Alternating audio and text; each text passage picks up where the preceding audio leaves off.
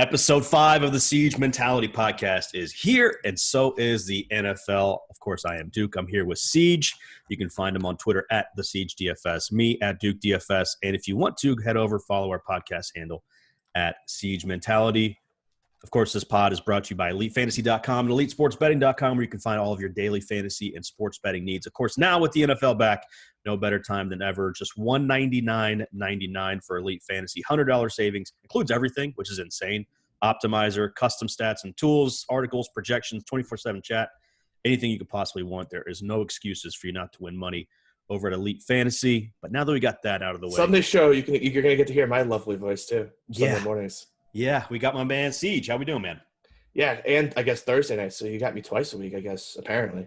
So, yeah, you're going to have lots of me on the show, so if you like my hot takes, definitely worth it. Also, the fantasy cruncher part is, like, ridiculous. All these other sites have these optimizers that they tack on a huge fee for, included with us. Like, I can't explain to you how much of good value that is. I was actually explaining to someone last night. I was doing a little coaching, and I was like, yeah, if you just get an Elite Fantasy sub, like, crunchers included. They're like, what? I was like, yeah. we hide it in the bottom line for some reason instead of it being prominently placed in the front and middle. But yeah, it's a pretty sweet gig. And it wasn't always that way. I think it was even last year. I think it was separate as well. I know 2 years ago. We added this ton of value, and we had it in the last line. We bring in Seige, we bring in Ricky Sand, we bring in all these all-stars, and we include the fantasy cruncher. So no excuse not to get that package. It is the early bird pricing right now. I don't even know when that runs out. It may run out in a few hours here. We have Thursday night football. Let's start here. Let's start here, Seige. Have you had anything going on Twitter this week at all?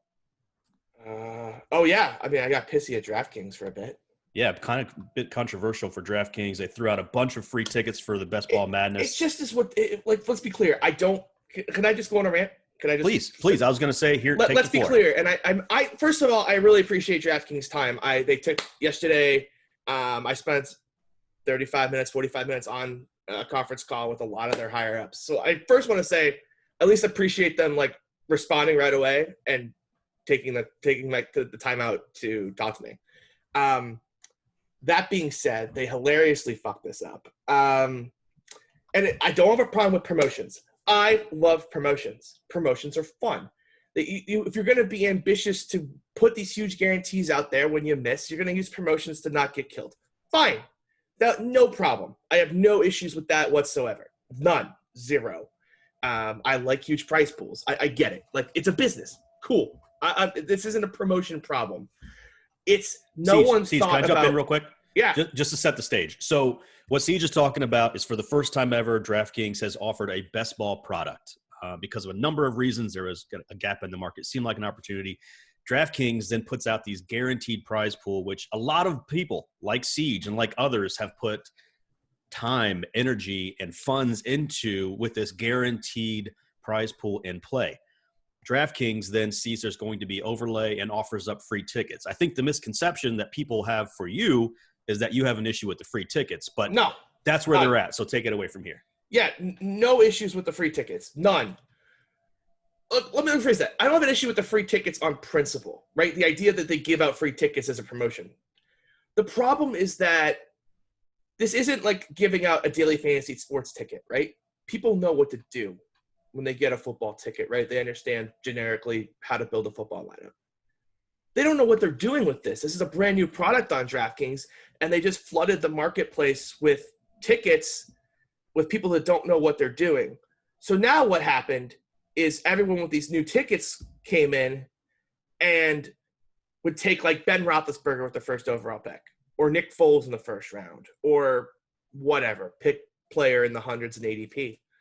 And so what happened is all these superstar teams were, if you could get in one of these leagues, these superstar teams were filled. So teams that were mathematically impossible. Like Christian McCaffrey fell to 5. I'm talking mathematically impossible. So before they gave out the free tickets. So you could end up with Christian McCaffrey, Clyde Edwards-Helaire, and Miles Sanders are your first 3 picks. And anyone that had spent the time maxing it out already, which by the way isn't even me. I wasn't maxed out yet. I was on my way, but I wasn't maxed out yet. There were a lot of good players that were maxed out already. And it's they have no chance. Like they're drawing, their teams are worth pennies on the dollar now because it's just they're getting 3 of the top 6 players in fantasy football on the same team is just it didn't stop there, obviously. So all these superstar teams got formed, and then so people were like, "Wow, all these superstar teams are being formed. I need to get in now." It kind of created this cascading effect. Like they had 65,000 entrants all the way up until Tuesday night at 7:30. They sold out 150,000 seats in 24 hours. That wasn't all tickets. That was people were like, oh, shit, the only way I have a chance to win is to get in now. Mm-hmm. And they ended up selling the tournament out like 24 hours early, which, spoiler alert, means you've really screwed up the promo. But, like, I'm sorry, people didn't just go from, playing a ton to playing none. Or playing from none to playing a ton out of nowhere. So, whatever. I mean, I don't think there's really nothing they can kind of do about it now. But it really screwed the integrity of the tournament. I was able to get some in before it sold out. Unfortunately, I had a live stream. I actually was talking to Rob, and I was like, Rob, this live stream might be the most minus EV thing I've ever done in my life. He replied back, probably not most, but it definitely was up there, especially when it sold out. Like, I don't think he realized it was going to sell out. I think he was drafting all day. And I think he didn't realize it was going to sell out, and he stopped. He's like, "Oh my god, it's sold out!" Yeah. There was no way the thing was going to sell out, and I have no right to overlay. This is not I deserve overlay. No, I don't. Let's be quite clear. I do not deserve overlay. What I deserve is a contest that isn't completely changing its form in the last 24 hours, and that's what they did here. They completely changed the goal, the way the contest is going to be won. Everything by giving away the free tickets. There's a lot of other promotions they could have done that would have worked better, and I've shared them with them, right? This is a new product for them, and so they just absolutely swung and missed here.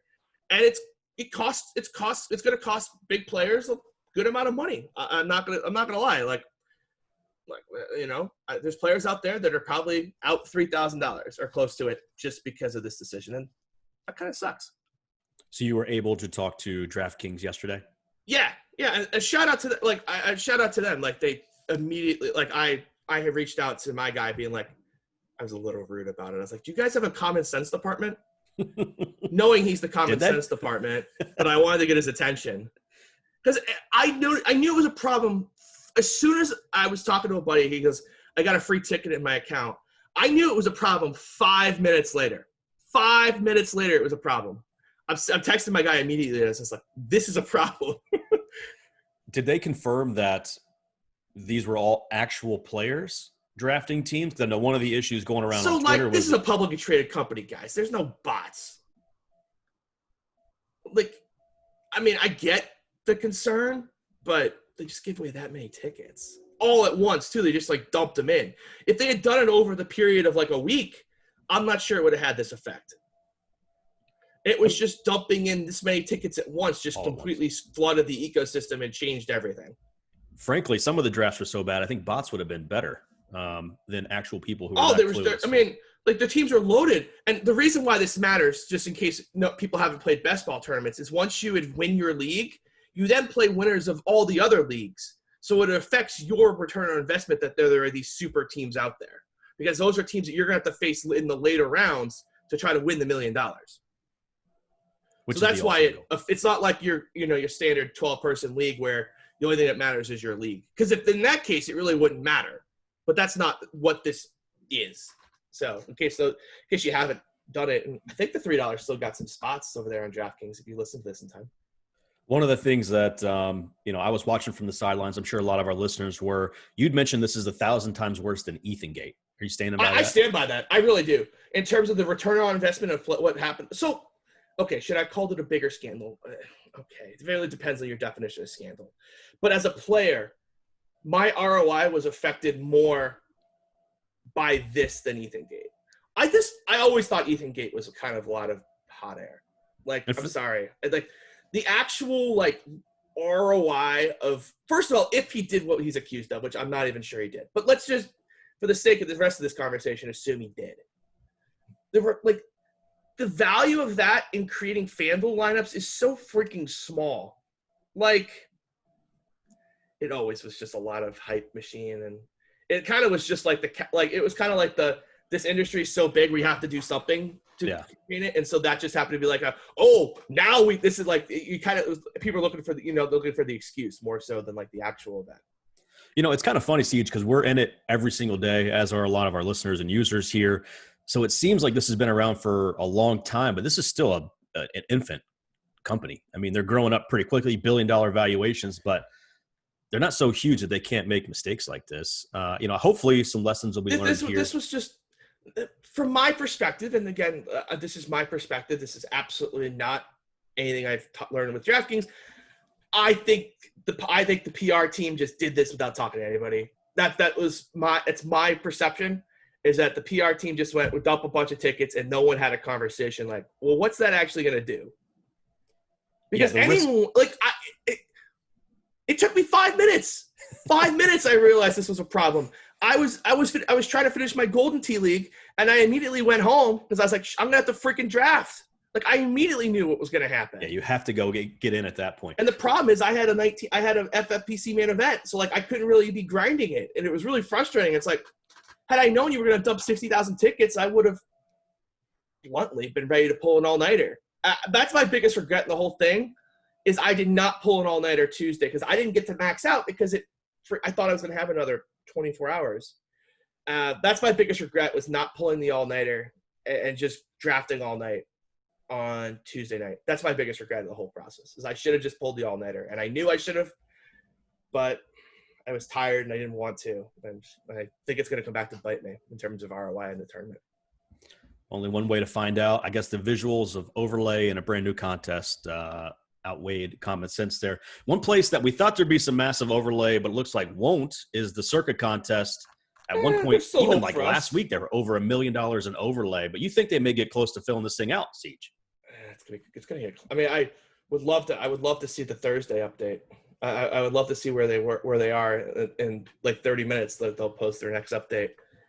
I kind of just expect, like, I kind of assume that there's going to be a dead spot like Wednesday, Thursday, and then as people come out for week one, they'll kind of pick up again. But like if they got like 200 entrants yesterday, they might fill the thing, which would just be absolutely. I mean, I would be a little pissy because I did all this work because I just assumed there would be massive overlay. But also, I think it helps that like people had to leave California. So like, yeah, true. Like if you live in California listening to this, I'm not making a joke or light of it. That's kind of like if people are leaving LA, like Vegas is where they're going to head go. over to Vegas. Although apparently the air quality in Vegas is horrible. So that's what I'm really looking to see. Like, are people actually still in Vegas, or is it going to just die out here? So I'm looking forward to the next update here in a little bit.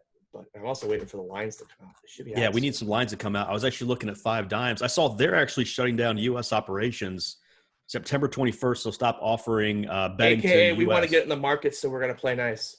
Yeah, exactly. Bullshit. Let's take a quick spin around a couple other sports here. Tennis, Djokovic hit a lady in the throat. What an idiot. That was 100% on purpose, right? No, it wasn't on purpose. That was 100% on purpose. No, it was not. So you think Djokovic, who can hit a ball at 180 miles an hour on a serve on a dime? He's not freaking hitting. He's not hitting her in the neck on purpose. Well, not the neck, but he was putting it. He was buzzing the tower. But you just made the argument he's so good. If he's that good, he wouldn't have hit her. I'll give you an example, Seige. So I was not as good as Djokovic, but I was pretty decent at soccer. We played a little game to warm up called Rondo. It's 5v2, 2 guys in the middle there are trying to win a ball. We had this Dutch kid on our team who took it way too serious, was going in, trying to slide tackle, hurt people. For whatever reason, a ball was chipped over the top of these 2 guys to me. I then, on a full volley, decided I'm going to blast this mother effer in the face, and I did it. And it was just instinctual, but I was trying to do it, and I did it. It was maybe a once in 100 thing, but I intentionally meant to do it, and I nailed this dude. And I'm half the player that, probably 20% of the player that Djokovic was. He's not intentionally hitting him in the neck. Just stop. Did she take a dive? No. That was dramatic as shit. You can't start. You should probably stop breathing for like 5 seconds. Yeah, get out of here with this dramatic shit. Here, I'll hit you in the throat with a 100-mile-an-hour tennis ball. See if you can breathe. He was hitting it back to the ball. Okay. All right. I thought we were going to be on the same side of this, but I guess not. So, but he had to be kicked out, right? The rules are rules. I would have penalized him 2 sets, but yeah, whatever. I understand kicking him out too. Do you think they changed that rule because of that? I mean, it's Djokovic. It's not some random person. No. The rule's good. Honestly, tennis players have gotten away with rage on courts for too long. It kind of was nice to see a little pushback. Yeah. I did see ratings are down like 60% for the U.S. Open, so I don't think Djokovic. That's because like every other sport's going on right now. Like normally it's got like the world to itself, and it doesn't right now.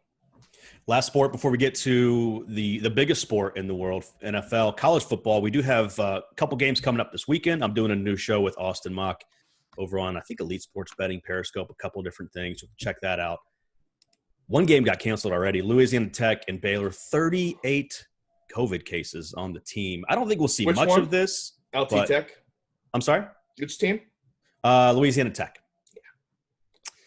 I don't think we'll see much of this, but, I mean, they're not canceling the game. They're postponing it. I think that's, in a sense, this is a good thing where we have, obviously, a massive outbreak. 38 is a lot.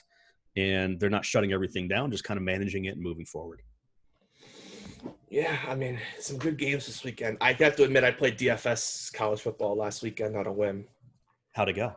I was winning all the money, and then last second touchdown, just chalk touchdown. Like they were down 35, and chalk receiver on a bad team catches a garbage time touchdown, and that was that. Yeah, we finally do get some good games. Austin and I were talking about starting the show last week, and we're like, what are we even going to talk about? We can talk about this weekend's games, but Clemson plays Wake Forest. I think they're like 50-point favorites. I mean, there's no great games, but at least we get to see 33-point favorites. It's not even that much, believe it or not. Jeez. Still weird that we don't see Big Ten. I think we're getting closer to a season, but I think, like we've been saying, you've been saying at least. Mid-October. Mid to late October has always made sense. I think late October's pushing it as far as getting involved with the national championship. Early October, just a couple weeks after the start of everybody else. I think they'll be okay. If they just play it out, 10 games, Big Ten title game after that, they'll be fine. Maybe they'll postpone it 1 week to get a Big Ten team in there. Like, because you're not really postponing anything. Like, bowl games probably aren't happening, right? So you're really just – like, have you heard anything about bowl games? I have to admit, I hadn't even thought of that until now. When you said it, was the first time I thought about it this year. Yeah, me I think too. We're both going in a million different directions. Honestly, it's the words came out of my mouth. It was the first time thinking about it. Well, I mean, you probably got like the Peach Bowl that Notre Dame could make. Certainly not the college playoff. Playoff. What do you mean they're not going to make the playoff? All they have to do is beat Clemson once, and they're in. With that ACC, that brutal ACC schedule. All they got to do is split against Clemson. Speaking of which, 20-point favorites against Duke. Any thoughts on this game? That feels like a lot. That's a lot. Feels like David Cutcliff still at Duke? I think he is, right? I think so, yeah. Yeah, that's a lot. This Notre Dame team's going to be good, though. So, like, the first game I'm worried about, I mean, Florida State, if they actually play up to their talent level, but I'm not expecting it. First game I'm super worried about is, which is the correct schedule and which one's the wrong schedule? Hold on. The site I was using had multiple games the same week, which is not very helpful. Let's see. So Florida State I'm worried about. Louisville not worried about. Pitt not worried about. Georgia Tech not worried about it. BC at UNC, I guess, is kind of a little trappy game. But, yeah, like if they split versus Clemson, they'll be in the playoff. I'll tell you, ACC, sneaky, decent little coaching staffs around the ACC. I got to say, Notre Dame's schedule, too. Like, it's pretty clear what they're trying to have happen. They're trying to have Notre Dame and Clemson meet in the ACC title game. Mm-hmm. Mm-hmm. Which is, if I'm running a conference, I'm doing stuff like that every me too. single I year. totally would do it too. Like, Notre Dame, you made it in. You made it in here. You sure you want to go back to being independent? You sure? Yeah, you got to throw out the carrot, right? You got to entice them a little bit. This schedule definitely is the carrot. I'll tell you that. Well, hey, the carrot for everybody coming in here is to talk about what we know about Seige, the NFL. It is back, baby. Thursday night football is upon us. It still feels so freaking weird without preseason. I saw someone make the point on Twitter this week as teams are ramping up for this week 1 games. We're seeing them push players in practice this week. Quite a few soft tissue issues popping up. I've looked at my fantasy team for our staff league. I freaking hate it top to bottom, but maybe that's a good thing with all the injuries. I got a lot of second team running backs here, but it's only a 60-minute show. We're not going to talk about our fantasy football teams. I guess we'll talk about these games kind of from a betting and a DFS perspective, just whatever it pops up on the top of your head there, Seige. 17 weeks, absolute grind. I think managing the bankroll is step one for playing NFL. Straight up, do not ask me about bankroll management. I don't know anything about bankroll management. Just telling you that right now. Why? That seems like a pretty big piece of the process here. I don't manage my bankroll. I just play. Do you go 100% in week one and just hope it goes well?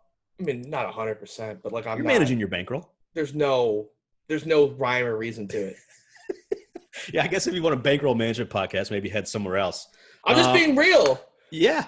I think I've said that for like 6 years. I don't do bankroll management. Like, literally, that we were doing the DFS guide, and I think the first 4 people, I'm not going to out anyone else, but the first 3 people in the email, the response to it were like, you do not want me doing bankroll management, which made me feel much better about where I stood along with my colleagues at Elite Betting or Elite Fantasy. So, yeah. I will say, I feel like it's a bigger piece of my process on the betting side, where it's huge. Yeah, well, that's different. Yeah, of course, like with a betting bankroll, you have to manage your bankroll, but like that's not like I'm very like my volume will widely differ from week to week, and it's just I never understood the people that are like, I'm going to play the same amount every week. Like, if you're more confident in a week, why wouldn't you play more that week? And if you're less confident, play less. Is that what determines your volume of play? Most of the time. Okay. Sometimes I'm just like, if I'm going to Vegas, it's like, well, I'm going to be at the book watching. Yeah, right. I want to have as many teams as possible. Just let the bank know, hey, I'm going to be on a bender this week. Just keep that cash flowing. I have to be honest. Every time I go to Vegas, like, yeah, just FYI. The high volume transactions coming in I call multiple directions. I call the bank. I'm like, just so you know, you'll see some $20 ATM fees. Mine's just like, if you're going to see some 4-figure deposits and withdrawals, don't freak out. It's me. The best thing is, and I always justify it like this because, I don't go to Vegas and withdraw money. It's always at the end of a night, I caught a bad run of cards. That $20 ATM fee means nothing. That's a hand of blackjack. I'm going to win that back in 2 seconds. Yeah, I can't say I've ever thought about like that fee. It's just like, yeah, whatever. It's a cost of 1.5 beers. Great. Yeah. How you feeling about week less than one shot? Like, whatever. How you feeling about week one, Seige? You firing this week?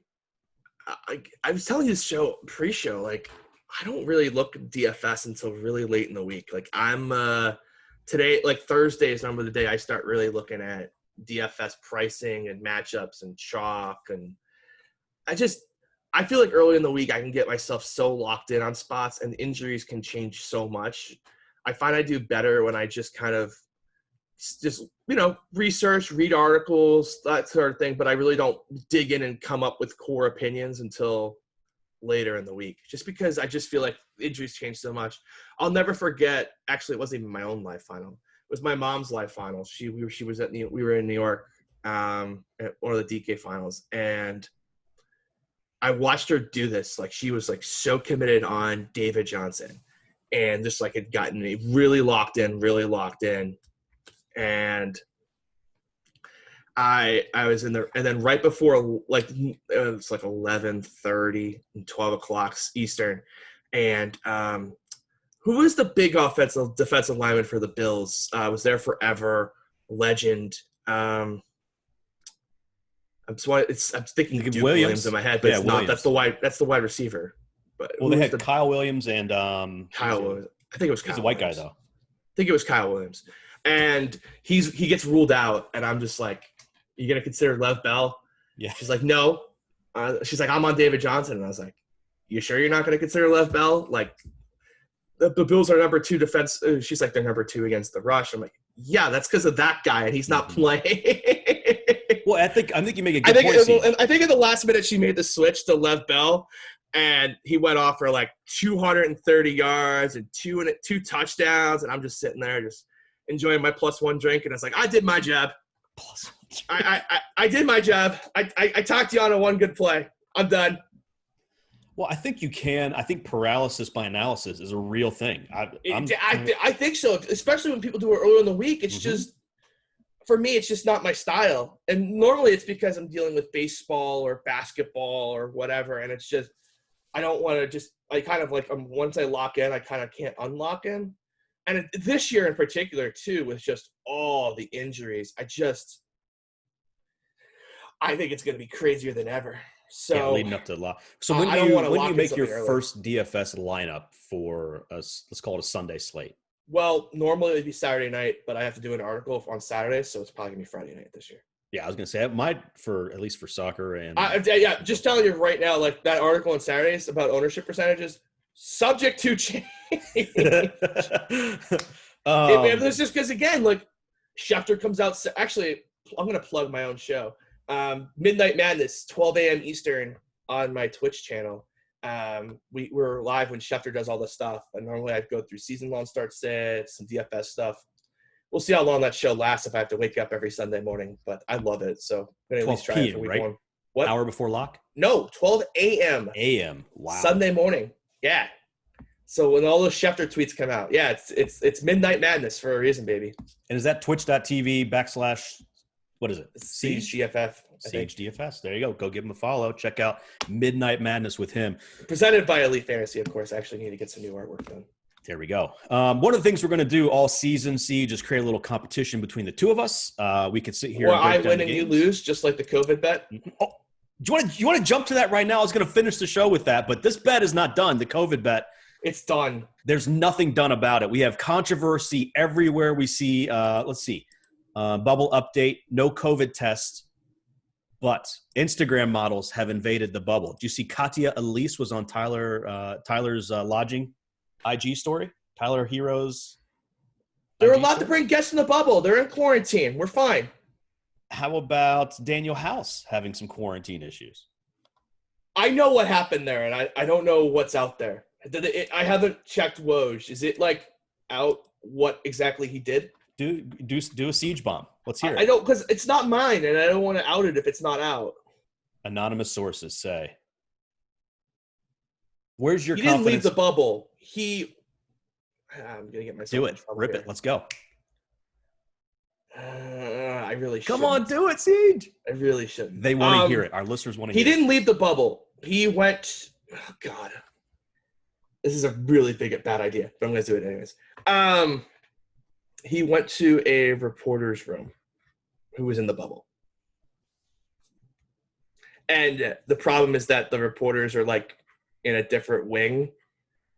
So like he didn't leave the bubble. He just went to a reporter's room. He thought it was okay because they were in the bubble too. That's what happened. I don't know, man. IG models. Again, I'm not telling you who the reporter is. For specific reasons, but if you really know who's in the bubble, you know which room he was in. I'm not rooting for a COVID test. I would never. I'm telling you, we're fine. There was no one left the bubble. We're good. I hear it. I am not worried. The nervousness in your voice. I have no concern. I'm happy to raise the stakes if you would like. I don't even know what the stakes were. Hey, let's talk about stakes. We're going to draft running back. Oh wow, what a pivot! Notice how he pivots there. He talks all this smack, and then I offer to raise the stakes, and immediately he tries to pivot on to the next topic. Professional pivot there. Running backs, a big piece of obviously cash lineups, GPP winning lineups for DFS. What Siege and I are going to do is a little snake draft every single week. We're going to draft 4 running backs. We're going to use their DK points. We're going to drop the lowest score every week. Are we just excluding Christian McCaffrey? Because that's not fair. No. Well, what we'll do is in a second here, I'll ask you to close your eyes and pick a number. I'll put it up to the camera. Oh, come on. You're going to get yourself McCaffrey. You're going to rig this so you win. You're going to pick the number. I'm just going to hold up 1 or 2 fingers. You are freaking going to rig the hell out of this. Why don't we do a little snake McCaffrey? Draft. By the way, we're playing for real, actual U.S. dollars here. Do we want to say the stakes? Basically, who gets Christian McCaffrey? Let's skip him. Do we want to say the stakes here? I'm fine. I don't know what the stakes are, because if you get Christian McCaffrey, I don't want in. It's 17 weeks. You can get him next week. Oh! I thought we were locked into the players the whole year. No. Sorry. So we'll redraft every single week. So every week on the pod, we'll redraft. Oh, okay. I probably should have stated that clearly. So it's just week to week. Okay, got it. Injuries are a big piece of it. It's not season long or anything like that. I thought it was season long. I was like, if you get McCaffrey, you're gonna win. No. Week to week. All right, close your eyes, Siege. Okay. Okay, I'm gonna hold up 1 or 2 fingers. Go ahead and guess. 1. All right, open up. You want first or second pick? You got it right. Let's check the Panther schedule. Remember, it's just this week, just week 1. Ooh, maybe I won't. If I take the second pick, I get it next week. I get first pick next week, right? We can do we can do that. We can rotate every other week. That's fine. Yeah, because otherwise, I mean, whoever gets McCaffrey more times is going to win. Do I want McCaffrey versus the Raiders, or do I want him at Tampa? 60-minute show here, Seige. I will let you have Christian McCaffrey this week. I'll take him next week against the Bucs. First pick, I'll go Christian McCaffrey. All right, that was really obvious. I just wanted him next week against the Bucs, which might be a mistake, honestly. 47.5 total.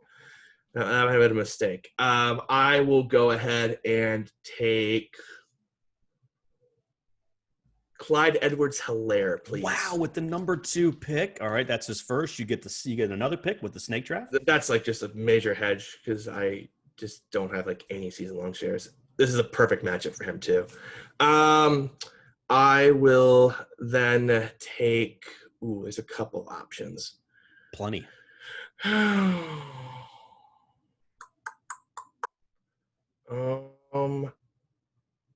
Again, another player I have like no season-long exposure to, but this is a dream spot. Give me Zeke. Wow. So he goes Clyde Edwards-Helaire and Ezekiel Elliott, 2 and 3. Back to me. I get 2 picks here. I have him obviously in our fantasy league here for the staff. I'm going to take him for week 1. Dalvin Cook, good matchup against Green Bay. Oh, that's not even. He wasn't even in my top 10, so that's an excellent pick. And then I will take. It's a tough matchup, but how do you go against him? Oof. I think I might wait. That one. I think I might wait on that one. Do it. Oh, God. He's not getting back to you. They're so bad. The other one I was going to He's not getting back to you if you don't take him here. That's what I'm worried about, Seige. He's not making it back. I'm telling you right now. You better take him. Well, the thing is, I got the top 2 running backs, McCaffrey and Cook, with the 1st and 4th pick, so that's huge. Cook is your number 2? I think I'm going to go a little bit off the board here.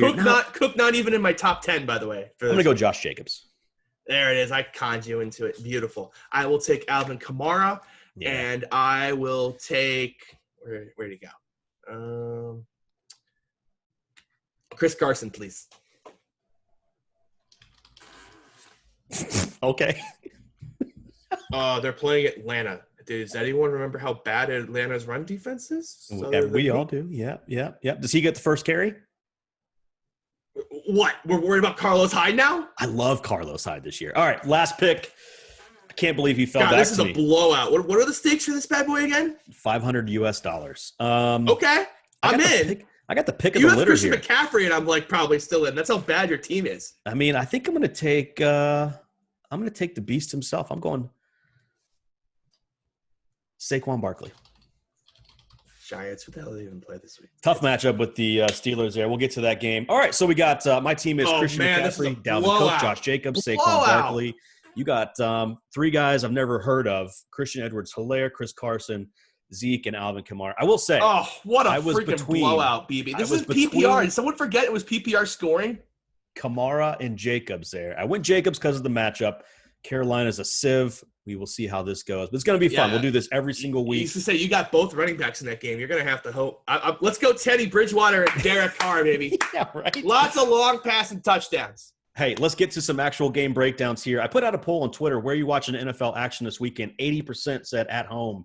That's where I'm watching. Are you going out? I know you go out and do some darts and I don't know. I haven't decided. I'm probably going to either watch at home or go to a buddy's basement. That's actually the buddy's basement's probably the plan. I just need to invite myself. I haven't done that yet. The new house has a theater. We're not in it yet, but man. Yeah, my buddy's got 3 screens and kind of like a basement theater thing, and I want to invite myself over, but I haven't done it yet. And I think that's probably where people are going. Like maybe that's even included in some of the home picks, but I do miss going out and just grabbing a beer with the boys. I'll tell you that much. COVID can just end whenever. Kick rocks. Hey, let's talk a little Thursday night football. Houston, the big dogs here, travel to the Super Bowl champion, Kansas City Chiefs. No more Hopkins. Will Fuller all is the points in this game. Apparently, you really like the running back situation for the home team here, Edwards-Helaire. And I just like the 54 total. I just think, I'm not in super love with it, but I just think his floor is going to be through the roof. Points. They're going to get him a touchdown in this game. So figure he's probably going to get me 10 to 12 fantasy points at least, and he's got the week could be over if he just goes off. So I think they end up splitting work between him and Darrell Williams, but I just really like the floor and the spot, and the ceiling is when I give you McCaffrey, I need to search for some ceiling, and he's got it. What do you think about the number here, Seige? Because 9.5, it's so tempting to take the Texans, but I can absolutely see him getting blown out. I have no interest in taking either side of this game. Yeah. Like I kind of suspect Houston gets out to a lead early, and I think I could see myself wanting to hit Kansas City live. That's kind of my plan. Is I kind of think Houston gets out to like a 14-3 lead, kind of like the playoff game again, to be honest. Yeah, I was going to say we saw that quite a bit with the Chiefs in the playoffs, and towards the end of the season, fall behind early, then just blow teams out second, third, fourth quarter. I guess the big question for me is which Deshaun Watson do we get? In the first matchup, 280, 1 touchdown, 2 picks, and the playoffs went off for 388, 2 touches. Just trying to play catch up. Yeah. So we're staying away from that game. I would love to bet the over. I'm a big over guy when it comes to NFL, but probably stay away. Let's move to Sunday. Detroit hosts Chicago Bears. Bears 3-point road dog. I think the Lions just suck, man. They have 25 running backs on their team. I know you're big on the Lions. I love the Lions in this spot. I don't love Mitch Trubisky, but tell me why you love the Lions in this spot. Because everyone and their mother is on the Chicago Bears +3. I know. Shouldn't this number be bigger because of that? That's what worries me.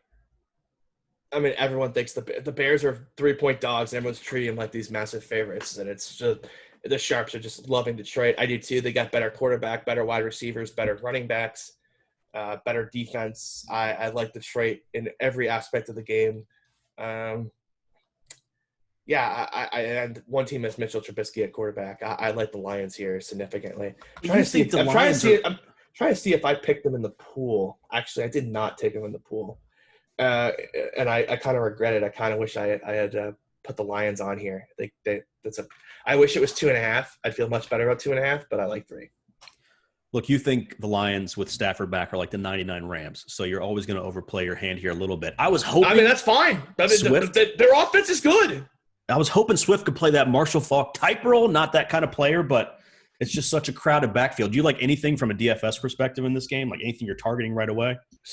No, 42 total. Maybe some Galladay GPP shares in MME, but that'd be about it. Ravens host the Browns. This is a what the hell are you for the Browns game right out of the gate.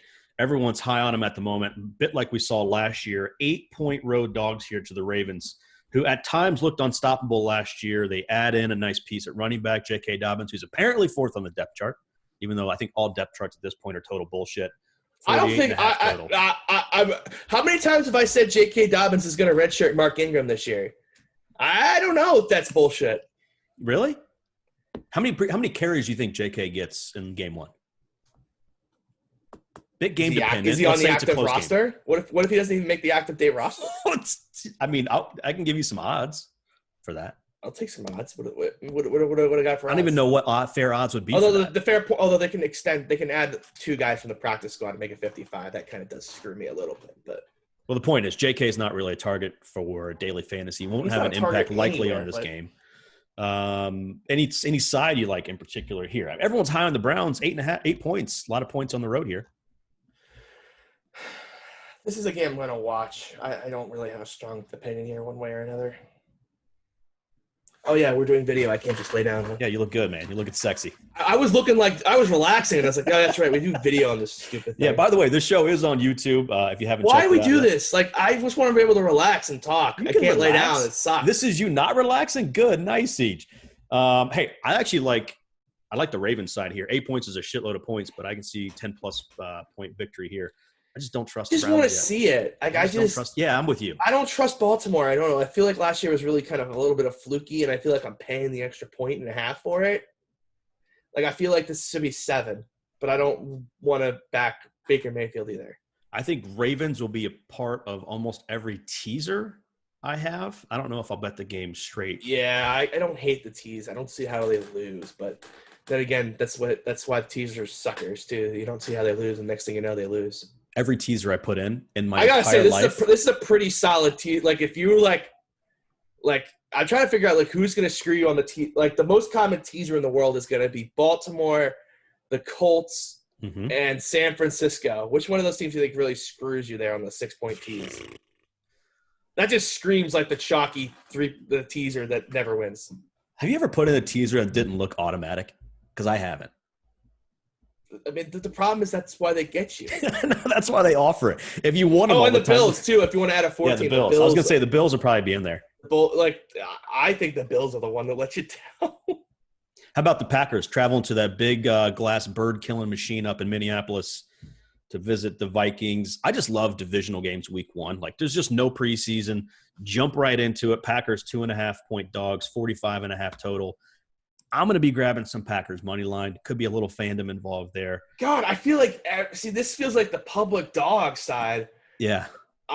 4 of the 6 people that I'm in with the Circa contest, or I guess this was the Westgate. I guess used like the Packers. I had no opinion on. Actually, no, I did. No, that's the Bengals. Yeah, I didn't put the Packers on my sheet, right? I think this is entirely game flow dependent for me, Seige. Like, obviously, Dalvin Cook's healthy. I don't know why you would want to bet this game. It feels like blah to me. Like, where's the value? I don't see any value here. I'm getting 2.5 points on the Pack, and I think they're going to win outright. They might, but I don't think it's like this sort of mortal lock. I don't know. Yeah, I'm interested to see what the Packers' offense looks like. I know we had a big battle on weapons and all that. I think the talent on the offensive side is on the Vikings, but the quarterback position is what makes the difference to me. I went back and watched a couple games from last year. I don't know how the Packers went 13-3.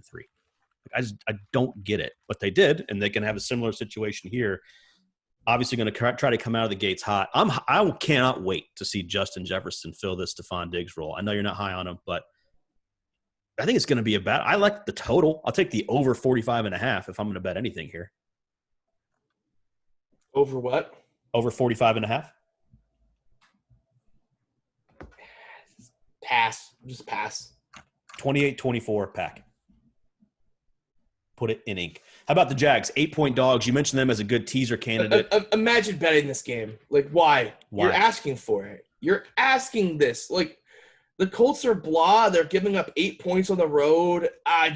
In the hot Florida weather, I feel like this game to me just screams trap. So grab some Jags. Jag off, dude. Why would I don't want to put my money on Gardner Minshew. I know we've talked about it a little bit, but what's a realistic stat line for Gardner Minshew on Sunday? 17 for 37. Ugh. Or maybe 19, like maybe a little better, like 20 of 37, 225, 2-2. What's his – I'm sure you haven't dug into this yet, but ownership-wise, you got Garoppolo's right there, Derek Carr's right there, Cam Newton's a couple $100 more. I assume he'll be unowned. 8-point dogs and a 45 total, he'll be unowned. Yeah, probably be on a Millie Maker winner. Oh, God, I hope not. Won't be me. So no interest in the Jag side here? Colts have to be the number 1 survivor pick this week, right? I actually put Kansas City as mine. How do you play Survivor? Are you just a survive in advance, don't worry about which teams you're using, or are you looking ahead for schedules? How do you do that? First month and a half, I just make sure I get some winners because you can't win it if you're in. And then after that, I'll start trying to map it out a little bit. Because so much changes from the first 4 weeks off of what you think these teams are. Like, trying to map out the season now, I think is a little silly. I try to map it out after the first month. I forget what year it was.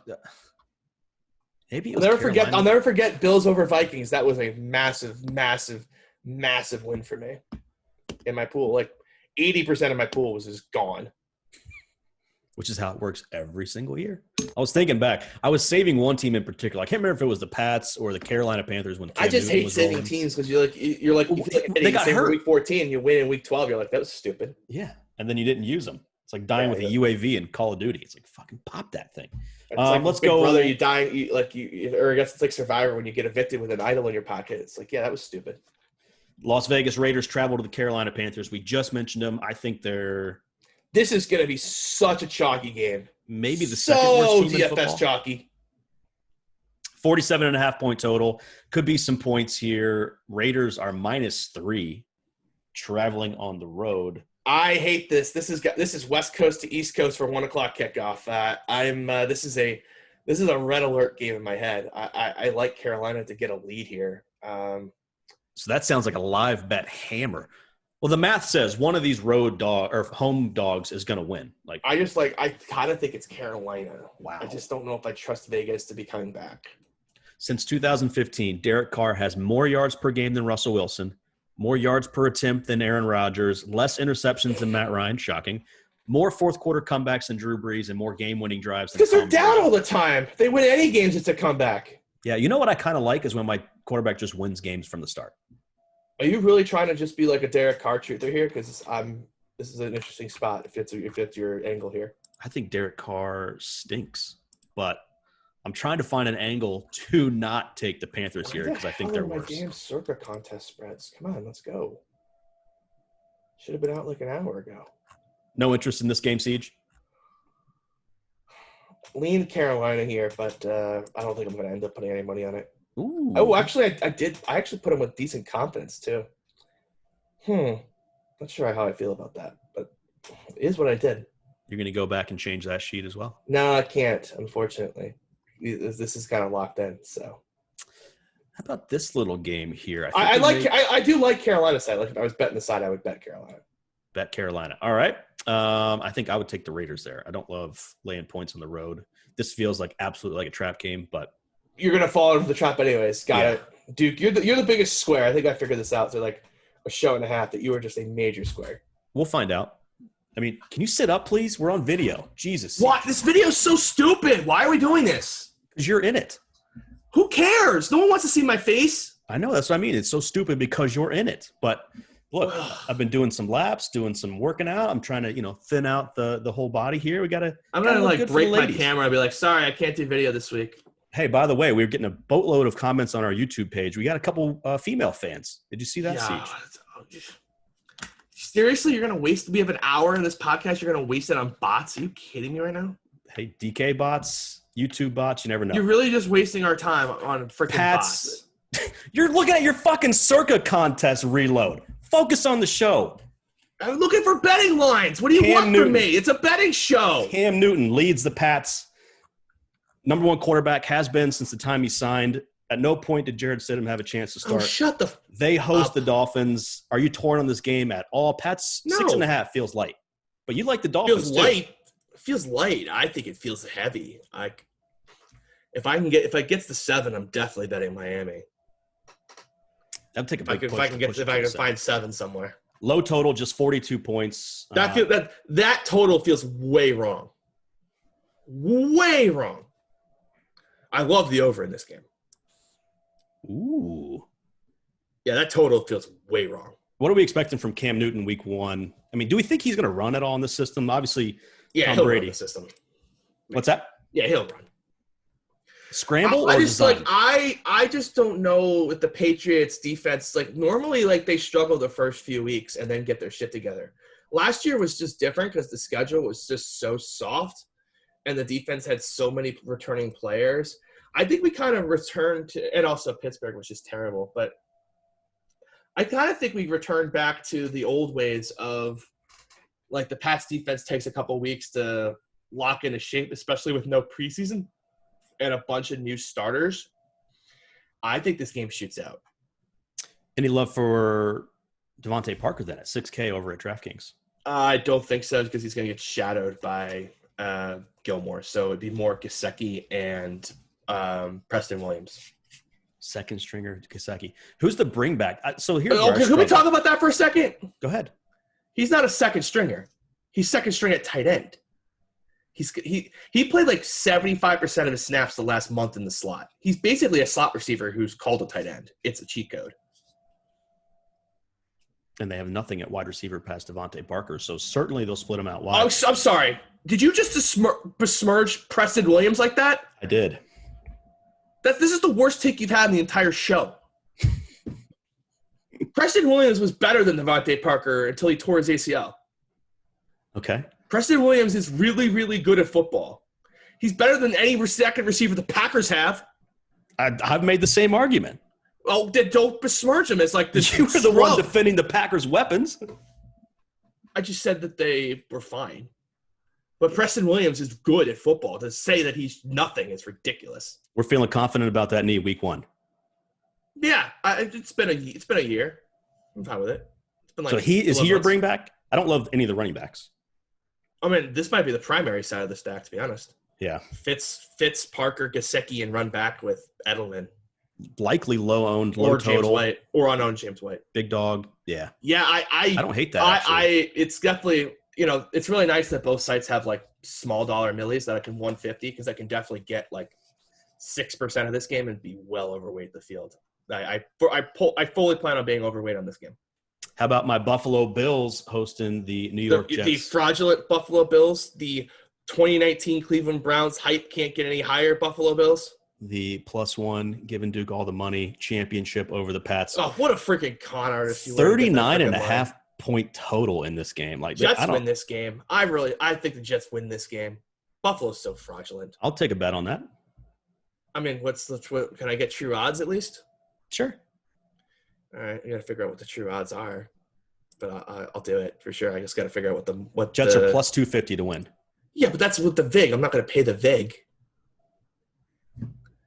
I got to figure out what the VIG free line actually is. There's a calculator for it. VIG free calculator. Here we go.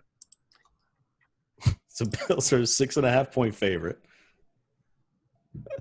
Jets are +250. U.S. odds. So the Bills are -300, and the Jets are 250. Right?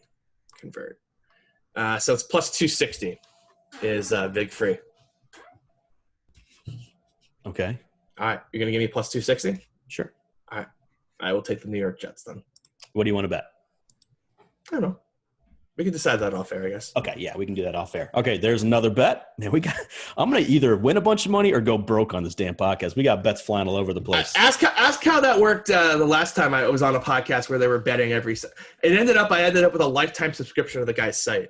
Last time people tried to bet against me on a show, so that didn't work out well for him.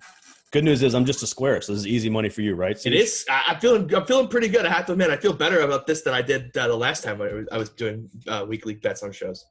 We'll see at the end of the year, my friend. How about Philly, 6-point road favorite? The 5.5 now, by the way. Football team, 5.5.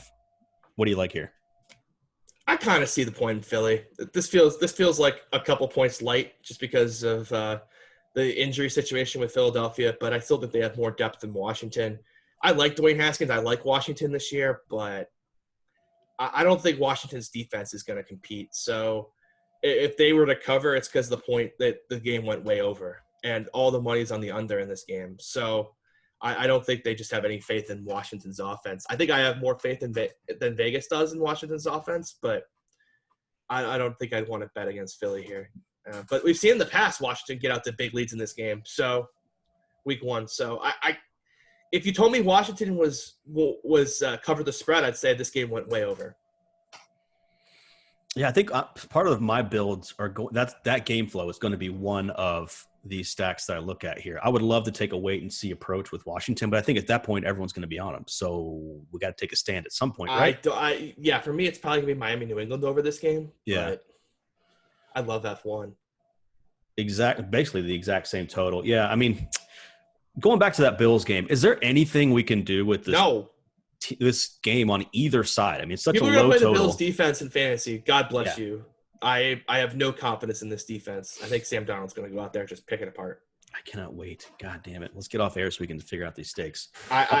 This is the game that screws everyone's teasers. This is the one right here. The Jets go into Buffalo and win this game.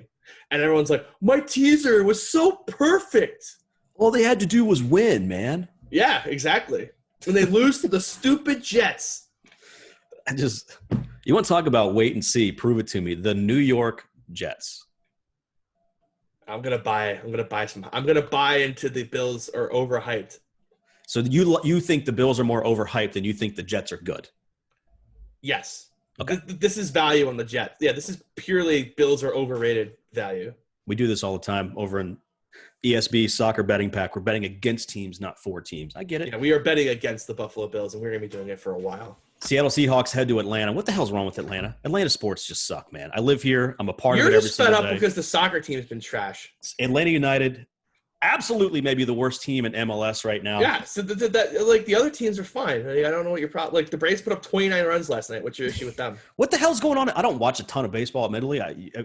At some point, you have to stop watching sports. And I'm sorry, what? Huh? 29 I don't runs. understand that concept. You have to stop watching sports. What the hell kind of concept is that? What, when you have a wife and a kid? And I still don't understand the concept. Yeah, I know you don't. Some people who are listening will. But, what the hell's going on in baseball? Are the balls juiced? Why are we seeing 29 runs? Well, because the Marlins stopped pitching anyone that was decent after like the fourth inning, and the Braves just started teeing off. Speaking of which, our boy Brian Healy is just, shocker, smashing DFS baseball. Oh, did he win again last night? I wasn't even paying attention. I don't know what he wants me to share, but he had a really good time, and it could have been even bigger if not for some unlucky things. But as usual, he's all over it. But let's talk Seahawks, Atlanta. Atlanta, another home dog here. A couple of weird home dogs. Seattle 2-point favorite, total of 49. Falcons haven't had a winning record since 2017. Do they get off to a winning start here? Seahawks, I don't know. I'm not high on the Seahawks this year. I don't even know why. I have no good reason. I don't like it. The good reason is that Pete Carroll just won't let Russell Wilson throw the ball for 4 quarters. That's the problem. I think this is going to be a game where Atlanta gets in front, and then Seattle has to throw its way back, and it's going to get fun. West Coast team traveling east, 1 p.m. game. I think it's going to be a fun game. I think there's going to be points. I like Atlanta first quarter, actually. The more I keep thinking about that, I think that's a bet I will make. Right now, you can get Atlanta even money in the first half. It's the first quarter lines are somewhere. I just have to find them. Yeah, I can't find it off the top of my head. Yeah, they exist. I just have to go find it. I like this game from a DFS perspective. Do you think it's going to be popular in the 1 o'clock slate? Should be. There's not a ton of value. Matt Ryan at 7K, or Matt Ryan 6.7, Russell Wilson at 7K. Your guy, Chris Carson, 6,200. Can I go back and recant my Detroit Lions take? Please. Kenny Golladay did not do anything in practice today because of hamstring injury. That would change things slightly. Thank God I got him. Thank God I got my Chicago Bears. I hate betting on bad teams, but I don't rate Detroit. Kenny Golladay being out's a massive change. Is he a risk for Sunday, or is it precautionary? I mean, it's Thursday. He's not practicing. He didn't do anything. That's kind of a problem. I'm telling you, man, these soft tissue issues. I think we're going to see a hell of a – week 2 is going to be very interesting. I think we're going to have a lot of injuries week 1. I'm taking the Seahawks here, 2.5-point dog. I kind of like your theory. I don't want to take them before the game. Obviously we'll see how the game goes. All right, here we go. Finally, we got some circus spreads. Thank you. Hallelujah. Let's just see if there's anything different than what we've been talking about. Anything crazy. I got Falcons plus 0.5 point, minus 150 in the first quarter. You can get them even money on just to win first quarter. Yeah, I like them to win. Like even money, I think they're significantly favored over even money. I like that theory. Kind of jump out early. Seattle get their legs underneath them. Who knows late. 9.5 point total in the first quarter too. I kind of like the over there.